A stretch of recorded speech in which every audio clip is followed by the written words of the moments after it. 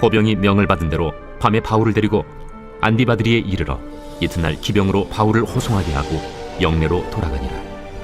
그들이 가이사랴에 들어가서 편지를 총독에게 드리고 바울을 그 앞에 세우니 총독이 읽고 바울더러 어느 영지 사람이냐 물어 길리기아 사람인 줄 알고 이르되 너를 고발하는 사람들이 오거든 네 말을 들으리라 하고 헤롯궁에 그를 지키라 명하니라.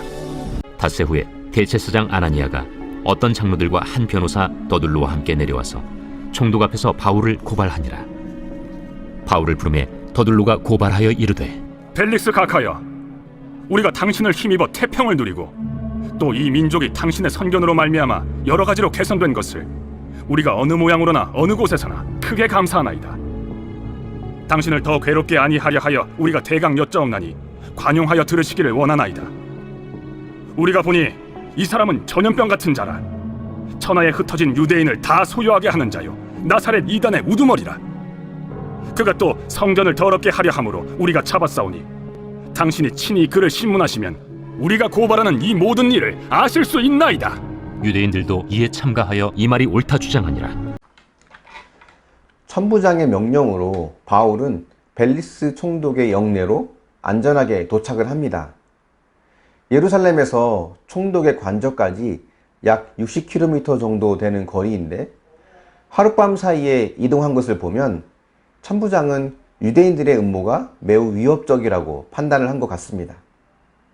어쨌든 이로 인해 바울을 죽이고자 했던 결사대의 음모는 수포로 돌아가죠. 그렇다고 유대인들이 바울을 포기했을까요? 그렇지 않습니다. 닷새 후에 대제사장 아나니아는 몇몇 장로들과 더둘로라고 하는 변호사를 데리고 총독에게로 옵니다. 그러니까 이런 이들의 모습을 보면 인간의 죄와 욕심은 절대 스스로 멈추지 않는다는 것을 다시금 깨닫게 됩니다. 그래서 우리에게는 성령님의 은혜와 능력이 필요한 거죠.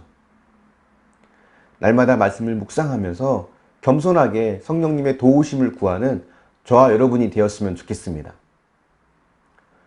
변호사로 소개되는 이 더둘로라는 사람은 바울이 회심하기 전에 가졌던 모습을 연상시키는데요. 바울이 주님을 만나기 전에 교회를 핍박하고 성도들을 잡아 옥에 가두는 일에 앞장섰던 모습을 더둘로에게서 보게 됩니다. 아마 바울이 그랬던 것처럼 더둘로 역시 지금 바울을 체포하거나 없애는 것이 하나님을 기쁘시게 하는 것이라고 생각을 했을 것입니다. 바울과 더둘로 모두 율법에 능통했고 하나님을 향한 열정은 누구에게도 뒤처지지 않았죠. 하지만 둘 사이에 가장 큰 차이가 있었는데 그것은 방향이 서로 달랐다는 것입니다. 그리고 바울을 고발하는 내용을 한번 보십시오. 정치적, 종교적인 범죄자로 바울을 고발하면서도 정치범으로 계속해서 더 몰아가려고 합니다. 사실 벨릭스 총독과 유대인들 사이에는 매우 밀접한 관계가 얽혀 있는데요. 당시 유대인들의 추천으로 벨릭스가 총독이 될 수 있었거든요. 또한 총독의 가장 큰 책임 중 하나는 지역 내의 반란이나 소란을 막고 잠재우는 것이기 때문에 총독은 유대인들의 눈치를 볼 수밖에 없는 관계였습니다. 겉으로는 벨리스 총독을 치켜 세우면서 바울을 고발하고 있지만 실제는 이 벨리스 총독을 은밀하게 협박하고 있는 것입니다. 예수님을 살려주고자 했던 빌라도를 무너뜨렸던 방법과 동일하게 벨릭스를 몰아가고 있습니다. 율법에 누구보다 능통하고 하나님을 믿는다라고 하는 대제사장, 장로들, 변호사인 더둘로, 이들과 바울의 가장 큰 차이점이 무엇인지 아십니까? 그들은 율법으로 타인을 판단하고 정죄하였지만 바울은 그 율법으로 자신의 죄를 보았다는 것입니다. 또 그들은 율법으로 바울을 죽이려 했지만 바울은 율법을 통해 스스로 죄를 이길 수 없는 죄인임을 알고 주님을 더욱더 의지하게 되었다는 것입니다. 우리가 하나님 말씀을 날마다 묵상하는 이유도 바로 이것입니다. 내가 아는 것으로 타인을 판단하고 정죄하기 이전에 먼저 나의 죄를 볼 수 있어야 합니다. 말씀을 기준 삼아서 내 삶을 객관적으로 볼 수 있어야 하는 거죠. 겉모습은 신앙이 있고 성실해 보이지만 말씀을 비추어 보니 벨릭스에게 찾아와 은밀하게 협박을 하면서 바울을 처벌하라고 하는 유대인들의 그 악함과 교만이 내게도 있구나 라는 것을 깨닫는 것이 신앙의 모습입니다. 저도 어릴 적부터 착하다, 순하다, 성실하다는 말을 꽤 많이 들어왔거든요.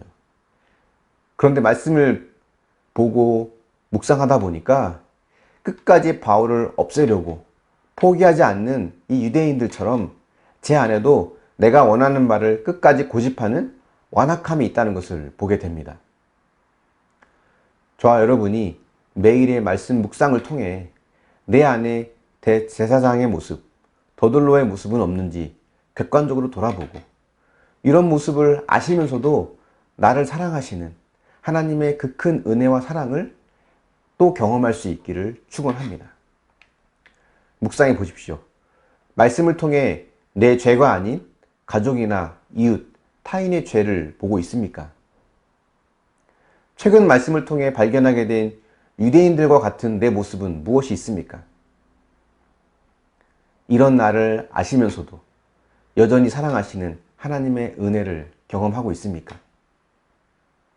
기도하겠습니다. 사랑의 하나님, 바울을 죽이기 위해 끝까지 포기하지 않는 유대인들의 완악한 모습을 보며 내 안에 내가 원하는 바를 끝까지 고집하는 그 똑같은 완악함이 있음을 또 보게 됩니다. 주님, 이것이 방향을 잃어버릴 때에는 누군가를 죽일 수도 있다는 것을 기억하면서 오직 하나님 말씀을 기준 삼아서 날마다 나의 연약한 죄의 모습을 보며 객관적으로 돌아보며 하나님 편에 서는 자가 될 수 있도록 주님 도우시고 인도하여 주시기를 원합니다.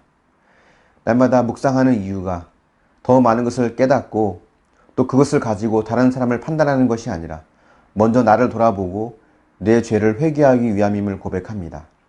우리의 눈을 열어주셔서 나의 모습 또 내 가족의 모습을 객관적으로 보게 하시고 그 속에서 돌이켜 회개하며 하나님이 기뻐하시는 모습으로 날마다 변화되고 성장해 갈 수 있도록 도우시고 인도하여 주시옵소서. 감사드리며 예수님의 이름으로 기도합니다. 아멘.